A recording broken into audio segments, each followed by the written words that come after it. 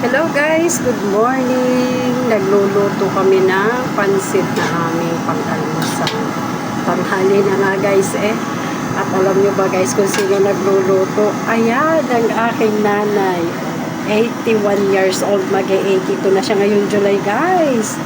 Pero guys, wag niyo sabihin na pinarurusahan ko ang aking ina ha. Siya ang may gusto niyan para daw siya ay ma-exercise at dumaloy ang kanyang dugo.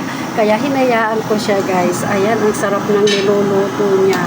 Inilagyan niya yan ng repolyo, carrots yung binili ko kahapon at chicken, sibuyas, bawang, kanton at bihon. Ayan guys. Ang sabi niya sa akin, ako ang magluluto kasi hindi ka masarap magluto guys. Yan ang lagi sinasabi ng nanay ko, napakasarap kasi niyang magluto guys.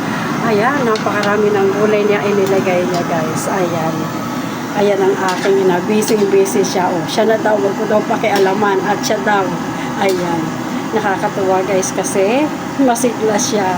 Ayan. Sabi niya, hayaan mo akong ma-exercise. Ayan siya. Kaya natutuwa ako. Thank you God. Kasi alam nyo guys, nag-bedridden na siya dalawang beses na. Kaya salamat at muli siyang naka-recover. At ayan guys, alalay niya lang ako. Kung anong gusto niyang ipabili para sa ihahalo. Ayan siya. Ayan ang niluluto niya. Pansit na may kanton. Ayan guys. Napakasigla ng aking nanay. Ayan. Yan ang specialty niya, ang magluto guys. Oh. Ayan. Ayan guys, ang niluluto ng aking nanay. Salamat. Thank you for the blessing. At salamat sa blessing dahil ang aking ina ay binigyan muli ng lakas. Ayan siya guys. Nay, harap ka rin. Yan ang aking nanay. Tuwan-tuwa siya guys magluto. Alalay niya lang ako. Inaalalayan ko lang siya. Ayan. Oh, ayan guys, paluto na ang kanyang pansit. Yan, kanton. Kanton na may pansit guys. Ayan, hinaluan niya yan ng chicken at maraming gulay. Ayan.